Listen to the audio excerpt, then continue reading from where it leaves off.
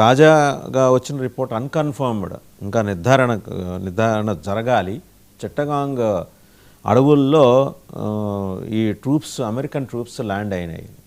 ఎందుకంటే వాళ్ళు ప్యారలల్గా ఏంటంటే ఫిబ్రవరి 12 లోపలే ఇక్కడున్న పరిస్థితులను తమకు అనుగుణంగా మలుచుకోవటం. అంటే it's not that they are directly going to capture, అది అనుగుణంగా మలుచుకొని వాళ్ళ చేతిలో రిమోట్ పెట్టుకొని ఏర్పడబోయే ప్రభుత్వాన్ని నడిపించాలని చూడటం, లేదా ప్రభుత్వం తమ చెప్పు చేతులు నడిచే ప్రభుత్వాన్ని ఏర్పాటు చేసుకోవటం. ఈ రెండిట్లో ఒకవేళ ఎన్నికలు జరగకపోతే, జరిగితే దాని మీద ఆధీనం సైమల్టేనియస్గా జరుగుతున్నాయి. వాళ్ళు పెనట్రేట్ అయ్యారు. అక్కడ ల్యాండ్ అయిన ఒక సురక్షితమైన ప్రాంతాన్ని ఎంచుకొని అక్కడ వాళ్ళు ఒక 4-5 డివిజన్స్గా పెనట్రేట్ అయ్యి దేశంలోని 20 జిల్లాల్లోకి కూడా విస్తరించే ప్రయత్నం చేస్తున్నారు. అంటే వాళ్ళ కార్యకలాపాలు అన్కన్ఫర్మ్డ్ రిపోర్ట్స్, ఇవి ఎవరు నిర్ధారించరు, అంతర్జాతీయ సమాజం అసలే నిర్ధారించదు. డీప్ స్టేట్ ఈ మొత్తం వెనకాల నుండి నడిపిస్తుంది. వాళ్ళు ఏంటంటే వాళ్ళు కాంటెంప్లేట్ చేస్తుంది BNPని వెనకాల నుంచి సపోర్ట్ చేయడం. ఆ నేపథ్యంలో ఇప్పుడు మన మధ్య బేగం ఖలీదా జియా గారు వృత్తి చెందిన తర్వాత మన దేశం నుంచి విదేశాంగ మంత్రి డాక్టర్ జయశంకర్ వెళ్ళారు. బహుశా అక్కడ మరి వారి కుమారుడితోటి సానుభూతి వాక్యాలు మాట్లాడాలి కాబట్టి మాట్లాడి ఉంటారు. అక్కడ డిప్లొమాటిక్ చర్చలు అవి వచ్చి ఉండవు. కానీ he met few other officials and senior officials అని తెలిసింది. అంటే ఆయన వచ్చి కలిశారు, ఈ నెల కలవటం కాదు, ఆయన వచ్చి వాళ్ళు కలిశారు బంగ్లాదేశ్ నుంచి. ఎలాంటి ప్రమాదాన్ని ఊహించింది కాబట్టే భారతదేశం అప్రమత్తం అయిందనేది అనుకోవచ్చు. బట్ ఒక అనివార్యమైన ప్రమాదం అయితే మనకు కనిపిస్తుంది. BNP కనుక in association with Jamaat-e Islami ఇక్కడ గవర్నమెంట్ ఫామ్ చేస్తే పాకిస్తాన్ని మించిన భూతం మన పక్కలో బలంలో తయారవుతుంది. అవునంటారా కాదంటారు? షార్ట్గా ఆన్సర్ చెప్పాలంటే ఎస్ అండి. ఎటువంటి రిస్క్ ని మనం రూల్ అవుట్ చేయలేము, నెంబర్ 1. బట్ మీరు స్ట్రాటజిక్ గా మీరు చూసారంటే స్ట్రాటజిక్ ఇంప్లికేషన్స్ మీరు ముందర నుంచి ఇవన్నీ చూసుకుంటూ వచ్చారంటే ముందర ఈ అవామీ లీగ్ గవర్నమెంట్ పడ్డము, షేక్ హసీనా ఎగ్జైల్ అవ్వడము, ఆవిడని క్యాప్చర్ చేయడం ట్రై చేయడము, ఆవిడ ఇండియాలో వచ్చి షెల్టర్ తీసుకోవడము, దాని తర్వాత పపెట్ గవర్నమెంట్ అండర్ ఒక జోకర్ని తీసుకొచ్చి అక్కడ కూర్చోబెట్టడము, దాని తర్వాత కంటిన్యూడ్ ఆయనకి ఇవ్వడము, and then purge of minorities, ఒక డామినెన్స్ వీళ్ళది జమాతే ఇస్లామీ డామినెన్స్ ఒకటి ఎస్టాబ్లిష్ చేయడం, ఈ ప్రాప్డ్ అప్ ప్రొటెస్ట్ అంటాం, ఇవి మోటివేటెడ్ ప్రొటెస్ట్ అంటాం, ఫండెడ్ ప్రొటెస్ట్ అంటాం, వీటిలన్నిటిని ఏమీ లేదు అక్కడ.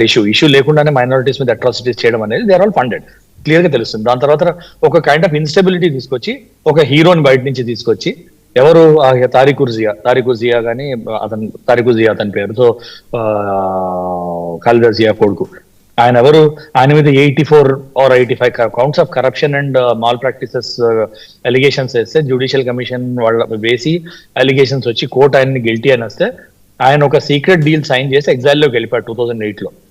అలాంటి ఆయన్ని నేషనల్ హీరో చేసి వెనక్కి తీసుకొచ్చారు. సో ఆయన మళ్ళీ BNPకి ప్రెసిడెంట్ అవ్వడము, మళ్ళీ స్లోగా ఏంటంటే buildup to the elections create చేస్తున్నారు. అండ్ డీప్ స్టేట్ అవనండి, ఈ పాకిస్తాన్ అవనండి, చైనా అవనండి, ఎవరు ఇన్వాల్వ్ కాలేదని మనం రూల్ అవుట్ చేయలేము. ఎవరు ఇన్వాల్వ్ అయ్యి ఉన్నారు, ఎవరు ఇన్వాల్వ్ కాలేదని రెండింటిని మనము కన్ఫర్మ్ గా చెప్పలేము, ఎప్పటికీ కన్ఫర్మ్ కావు. కానీ it is clearly dirty money which is coming through. Western dirty money, CIA dirty money, deep state dirty money ఉంది, ఇంప్రింట్స్ ఉన్నా అని క్లియర్ తెలుస్తుంది. వాళ్ళు ఇంటర్నేషనల్ గా ఏ క్రైసిస్ అయినా కూడా this is the modus ఆపరెండి they follow. ఒక గవర్నమెంట్ ని పడేస్తారు, దేశాన్ని అల్లకల్లోలలో ముంచేస్తారు, దాని తర్వాత ఒక హీరోని తీసుకొస్తారు, ప్రాప్డ్ అప్ హీరో, క్రియేటెడ్ హీరోని తీసుకొస్తారు, వాడితో బ్యాక్ హ్యాండ్ డీల్ చేసుకుంటారు, బ్యాక్ హ్యాండ్ డీల్ చేసి వాడిని గవర్నమెంట్ లో కూర్చోబెడతారు, గవర్నమెంట్ లో కూర్చోబెట్టి వీళ్ళ మనీ ఇంట్రెస్ట్ వీళ్ళు పుష్ చేసుకుంటారు. That is what USA has been doing all over the world. మీరు కువైట్ లో చూడండి, ఇరాక్ లో చూడండి, ఎక్కడైనా చూడండి, మీరు ఆఫ్రికాలో చూడండి, మీరు ఎక్కడైనా చూడండి, that is what they do. Even the collapse USSR లో చూడండి, మల్టిపుల్ కంట్రీస్ లో US ఇంట్రెస్ట్ ఎట్లా ఉందంటే ఇట్లనే ఉన్నాయి. సో అది పెద్ద సర్ప్రైజింగ్ ఏం కాదు. And strategically that is how Tarique Zia has come. I'm very sure London లో ఉన్నప్పుడు అతని తోటి డీల్స్ అయ్యాయి. And is also pro Islamic and pro radical group అతను. సో అతను వస్తే ఏమవుతుంది అనేది పెద్ద అంచనాలకేం లేదు. ఎంత ర్యాపిడ్ గా ఉంటాడు, ఎంత యాంటీ ఇండియా ఉంటాడు అనేది మనం యాంటిసిపేట్ చేయాలి. సో అతన్ని మాలిఫై చేయడము, అతని అడ్జస్ట్ సాల్వ్ చేయడము మన గవర్నమెంట్ ఎయిమ్ ఉంటుంది ఇప్పుడు. Because I think it is almost decided. అతనే వస్తాడు. ఎలక్షన్ ఫిబ్రవరిలో అవుతుందా లేకపోతే మార్చిలో అవుతుందా, ఎప్పుడు రెడీగా ఉన్నాడు అతను, ఎప్పుడు పబ్లిక్ ఒపీనియన్ రెడీగా ఉంది, ఎప్పుడు ఓట్లు అతనికి పడి అతను గెలుస్తాడు అనేది అది డిసైడ్ అయ్యే లోపల ఎలక్షన్ డేట్ డిసైడ్ అవుతుంది. అప్పటికి రెడీ ఉన్నాడంటే ఫిబ్రవరిలో ఎలక్షన్ చేసేస్తారు. లేదు అంటే పుష్ చేస్తారు, లేకపోతే ఎలక్షన్స్ మ్యానిపులేట్ చేస్తారు. That's what they did in Pakistan also. Imran Khan వచ్చినప్పుడు కూడా అబ్సల్యూట్ మెజారిటీతో రాలేదు మీరు చూస్తే. అది కూడా మల్టిపుల్ మ్యాల్ ప్రాక్టీసెస్ తర్వాత అతను అయ్యాడు. అతని వాల్యూ ఉన్నంత వరకు అతన్ని వాడుకున్నాడు. దాని తర్వాత టిష్యూ పేపర్లో తీసి పక్కన కరప్షన్ అలిగేషన్స్ వేసి జైల్లో పడేశారు.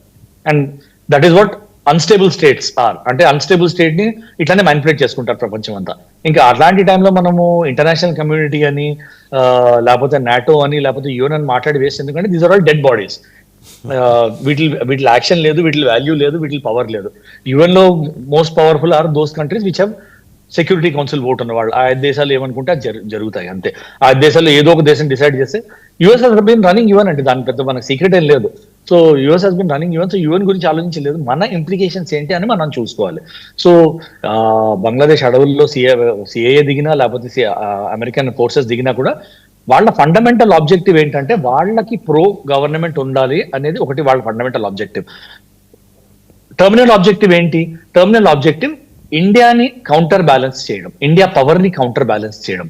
సో ఒక సైడ్ నుంచి పాకిస్తాన్ తో ఎంగేజ్ అయ్యి, ఒక సైడ్ నుంచి చైనాతో ఎంగేజ్ అయ్యి, ఒక సైడ్ నుంచి బంగ్లాదేశ్ తో ఎంగేజ్ అయితే they will create a defence and an economic leakage point for India. So ఆ గ్రోత్ ని కొంచెం బ్లంట్ చేయడానికి చేసే మేజర్ ఎఫర్ట్ ఇదంతా. సో ఇండియాని డైవర్స్ ఫీల్డ్స్ లో మనం ఎంగేజ్ చేసి పెట్టామంటే ఏ పేస్ ఆఫ్ గ్రోత్ ఏదైతే అది బ్లంట్ అవుతుందో అది వాళ్ళకి బెనిఫిషియల్ గా ఉంటుంది. So that is the only thing. ఎందుకంటే ఇప్పుడు ఆబ్వియస్లీ యుఎస్ఏ చెప్పిన మాట మనం వినట్లేదు, యుఎస్ఏ ట్రేడ్ డీల్ మనం పుష్ చేయట్లేదు, మనం హోల్డ్ లో పెట్టాం వాళ్ళకి స్ట్రాటజిక్ గా. యుఎస్ఏతో ఉన్న ట్రేడ్ డీల్ మేము సైన్ చేయమని పెట్టాం క్లియర్ గా, because of multiple conditions. USA వెళ్ళి ఆయన క్లెయిమ్ కూడా చేశాడు ట్రంప్ 2-3 సార్లు, ఆ ఇండియా చెప్పింది మాతోటి రష్యన్ ఆయిల్ కొనమని. ఇండియా డిడ్ స్టాప్ కదా, ఎక్కడ ఆగలేదు.